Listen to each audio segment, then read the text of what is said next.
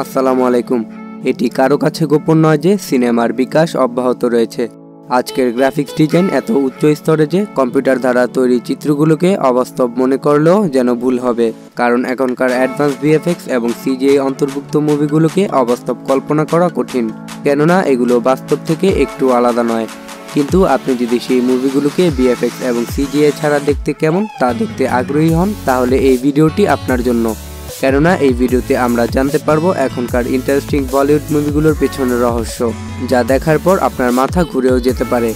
তো চলুন শুরু করি আজকের নতুন একটি এপিসোড, লাইফ অফ পাই। বন্ধুরা, আমাদের মধ্যে অনেকেই হয়তোবা লাইফ অফ পাই নামক মুভিটি দেখেছি, যেখানে পাই প্যাটেল নামক একটি ছেলে দীর্ঘ সময় ধরে সমুদ্রে একটি বাঘের সাথে অ্যাডভেঞ্চারপূর্ণ সময় কাটায়। 2012 সালে রিলিজ হওয়া এই ইন্টারেস্টিং মুভিটি অনেক লোকের মন জয় করেছিল।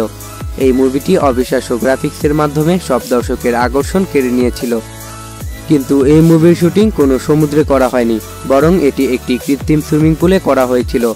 সেখানে নৌকাটিকে একটি বিশেষ মেশিনের মাধ্যমে হেলিয়ে দুলিয়ে সাগরে থাকা নৌকার ন্যায় নাড়ানো হয়েছিল। আর শুটিংয়ের সময় সেখানে কোনো বাঘ ছিল না। ছেলেটি একটি টেডি বিয়ারের সাথে শুটিং করেছিল। তারপর কম্পিউটার ভিএফএক্স এর মাধ্যমে টেডি বিয়ারটিকে বাঘে রূপান্তর করা হয়েছিল। স্যান অ্যান্ড্রেস মুভিতে ডিজাইনারদের মুভিটির জন্য 1300টারও বেশি দৃশ্য তৈরি করতে অনেক পরিশ্রম করতে হয়েছিল। এই দৃশ্যগুলোর মধ্যে রয়েছে হুমার ড্যাম এবং দ্য গোল্ডেন গেট ব্রিজের ধ্বংস। কিন্তু বন্ধুরা, এগুলো বাস্তবে আদৌ সম্ভব নয়, কিন্তু এগুলো আজকের আধুনিক প্রযুক্তির সাহায্যে সহজেই তৈরি করা যায়।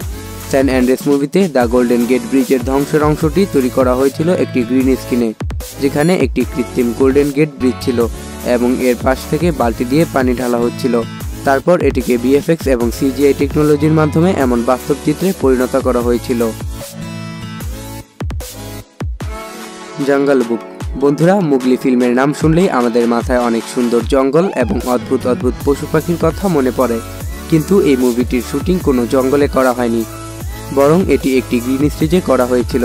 মুগলি ফিল্মে দেখানো সকল গাছ এবং পশু পাখি কম্পিউটার গ্রাফিক্সের কৃতিত্ব। কিন্তু ফিল্ম দেখলে এগুলো আমাদের মাথায় কখনোই আসবে না, যদি আমাদের এই মুভিগুলোর পেছনের রহস্য জানা না থাকে।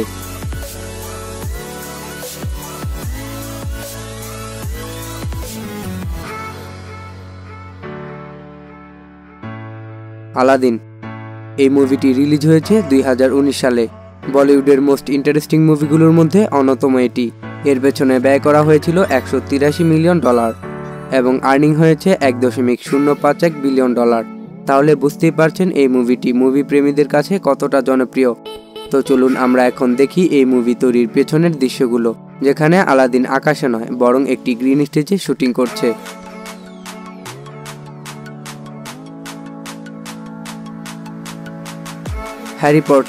হ্যারি পটার নাম শোনেননি এমন লোকের সংখ্যা খুব কম। আর হ্যাঁ, আপনি যদি হ্যারি পটার দেখে থাকেন তাহলে আপনি হ্যারি পটারের ব্রুমস্টিকে চড়ার সিনটি অবশ্যই দেখেছেন। তো চলুন দেখি হ্যারি পটারের ব্রুমস্টিকে চড়ার বিহাইন্ড সিন, যেখানে তাদেরকে ঝাড়ুতে বসিয়ে মেশিনের সাহায্যে উড়ানো হয়, তারপর স্পেশাল ইফেক্টের সাহায্যে এরকম জাদুর ঝুড়িতে পরিণত করা হয়েছে।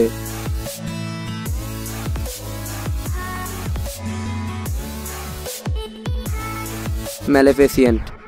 অ্যাডভেঞ্চার মুভি প্রেমীদের পছন্দের তালিকায় ম্যালেফিসেন্ট মুভিটিকেও দেখতে পাওয়া যায়, যেখানে দেখা যায় প্রিন্সেস অরোরা, ম্যালেফিসেন্ট সহ বাকি ক্যারেক্টারগুলো জঙ্গলে উড়ে বেড়ায়।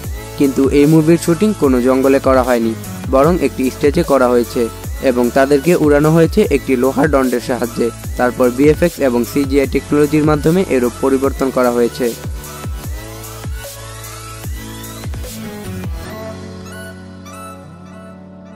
পাইরেটস অফ দ্য ক্যারিবিয়ান্স মুভিকে বেস্ট ভিজুয়াল ইফেক্টের অস্কার দেওয়া হয়েছে। তা কেনই বা হবে না, কেননা এই মুভির জনপ্রিয়তা বলিউডের অনেক মুভিকেই ছাড়িয়ে গেছে, তাই হয়তো এই মুভির এতগুলো পার্ট এসেছে। তো চলুন আমরা দেখি আমাদের এই জনপ্রিয় মুভিটি তৈরির দৃশ্যগুলো। বন্ধুরা, এই মুভিটির শুটিং সমুদ্রে করা হয়নি, বরং একটি জলাশয়ে করা হয়েছিল।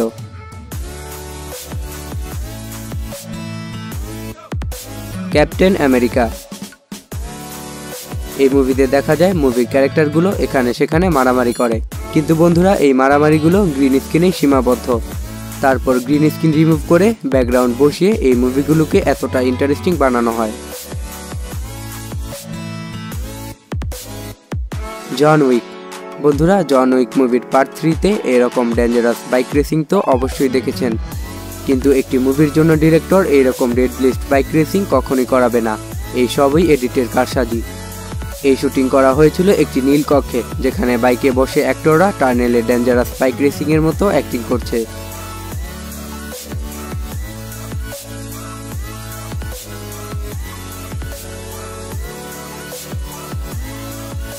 সুপারম্যান। 1978 সালে নির্মিত এই ছবিটি এখনও জনপ্রিয়তার শীর্ষে, আর প্রতিনিয়তই এর নতুন নতুন সংস্করণ আসছে, যেখানে দেখা যায় সুপারম্যান উড়ে উড়ে এখানে সেখানে যায়। কিন্তু বন্ধুরা, মানুষের পক্ষে এভাবে উড়া আদৌ সম্ভব নয়। এগুলো সবই কৃত্রিম, যেখানে সুপারম্যানকে মেশিনের সাহায্যে উড়ানো হয়, আর বাকি সব এডিটরের হাতে। তো আজ এই পর্যন্তই। আর আপনি যদি এমনই রহস্য, রোমাঞ্চ, আনকমন আর ইন্টারেস্টিং ভিডিও দেখতে পছন্দ করেন, তাহলে সাবস্ক্রাইব করুন আপছায়াকে। অবশেষে ধন্যবাদ।